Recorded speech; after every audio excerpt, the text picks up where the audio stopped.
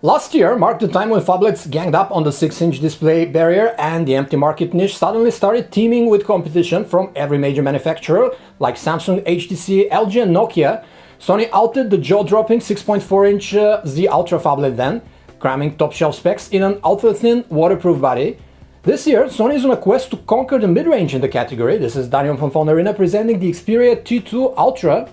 That's a 6-inch phablet with a more affordable price tag that features a 720p display and a Snapdragon 400 processor, but sweetens the pot with a 13-megapixel camera and a large battery. Can this price to specs combination make the T2 Ultra take the phablet universe by storm? Let's find out. There is no escaping the fact that the T2 Ultra is a giant handset like the rest of its fellow 6-inchers. It is about the size of the HTC One Max and is taller but less wide than the Lumia 1520. These phone's dimensions make the G Pro 2 appear acceptable, for instance, and LG's phone is by no means something to carry around comfortably. Sony, however, made the phablet the slimmest of them all at 0.3 inches and comparatively light for such a big device, so at least lugging it around won't be a literal burden. You can forget about one-handed operation though. This thing has to be held and managed with both palms the vast majority of the time spent with it. The phone is all around plastic with the side rim trying to imitate metal with limited success. There are two speaker grills at the front, but only the top one houses an earpiece, while the bottom grill just hides the main microphone, which is aided by a second one on the back for noise cancelling purposes. The back cover is not removable and the 3000 mAh battery is sealed inside. That same back cover is made of glossy plastic that is a fingerprint and pocket lint magnet, attracting every piece of thread that you throw at it, so it has to be wiped often. We have the white version, so we can only imagine how the back of a black T2 Ultra will look like after some time spent with the handset. The device isn't waterproof like the Z Ultra, but Sony kept the protective flaps over the card slots for a more uniform look on the sides. We have the dual SIM version, so on the right there are two micro SIM card slots covered with a flap. Further down below are the power lock key, the volume rocker and the two-stage camera shutter key, all of which feel a bit cheap and flimsy, with shallow tactile feedback. The left houses the memory card slot as well as an open micro USB port up top, which makes the phablet a bit comfortable to use with the charging cable plugged in. The screen is where it's at with those 6-inchers, but the 720 by 1280 pixels of resolution on the triluminous display of the T2 Ultra would be disappointing for some.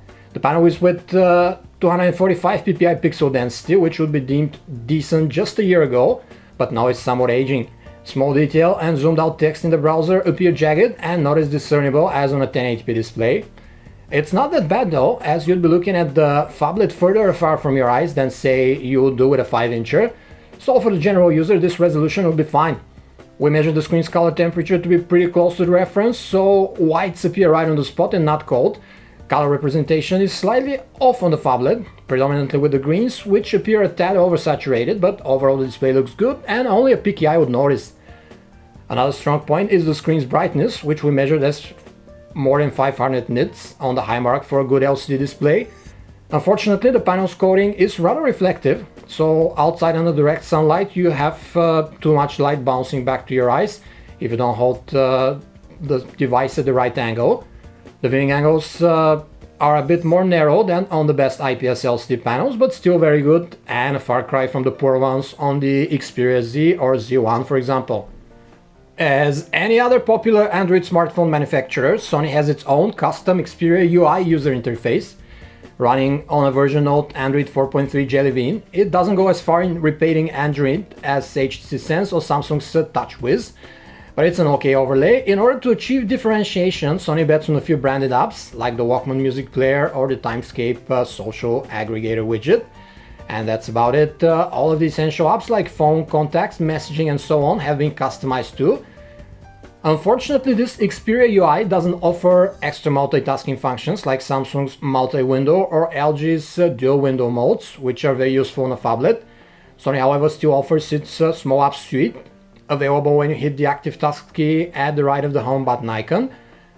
By default, there are 5 apps in the bar, like a calculator or a browser window, and you can add more apps or widgets either from the tablet or from the Play Store. They hover on top of anything else you're doing underneath, and you can fire up to 5 such resizable windows, which is a decent way to multitask on the 6-inch phablet if needed. As any self-respecting phablet maker, Sony has also added interface options that help you use the T2 Ultra with one hand. These include the usual scooching of the keyboard, dialer or calculator left or right, so you can supposedly reach them with your thumb only when holding the phone with one palm.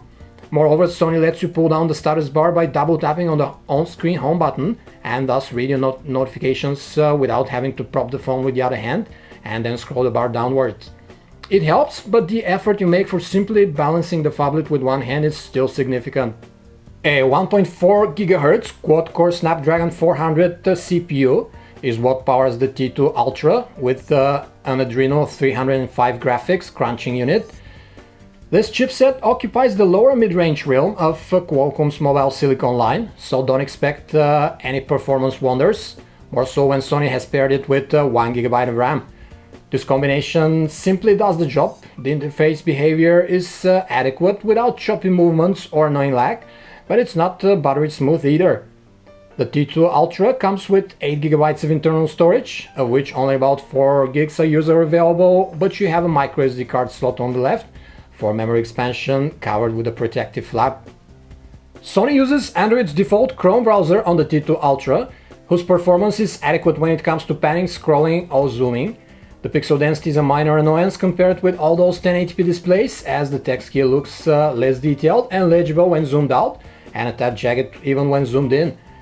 The phone offers up to 42 megabits per second download speeds in 3G GSM mode, but its modem doesn't have support for the frequency bands of T-Mobile in the US, for example. It also has hexaband 4G LTE, but again with European Asian frequencies, as that's the dual SIM phone's target market.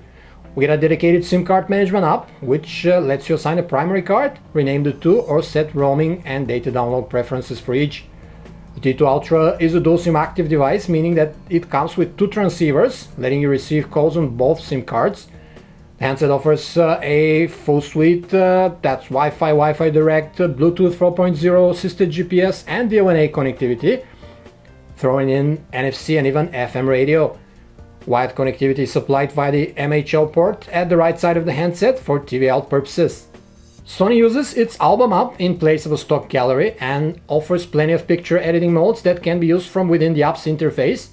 Your video collection goes in the Movies app, which also boasts a pretty interface with footage previews. The Xperia interface has one of the nicest music players from all manufacturer overlays out there. It is Walkman branded and offers a very appealing and easy to use interface with plenty of categorization options and sound modes to choose from. The headset output is puny, which your ears might be thankful for, but the loudspeaker is rather deafening. We measured 81 decibels, which puts it in a tad stronger position even from such thumpers like the HTC One or the Note 3. The sound output quality from the speaker is also very good, with no audible distortions and a relatively full sound. The default video player runs every popular format you throw at it, including DivX, XVAV and MKV files up to 1080p in resolution. It also supports plenty of settings like loop mode or subtitle support. The footage looks pretty on the large bright display too.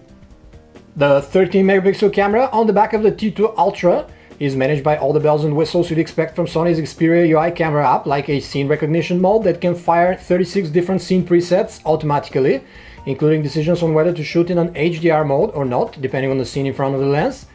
We also get augmented reality overlays and a bunch of manual scene modes like panorama. By default, the phablet shoots in a wide format, which is about 9 megapixels, so if you want to use the full 13 megapixel resolution of the camera, you have to change it to 4:3 manually from the app settings. The phone focuses and snaps quickly for about a second, while the shot-to-shot times are average about 3 to 5 seconds, depending on the scene and whether the HDR mode is on or not. The superior auto mode gets the correct scene settings most of the time.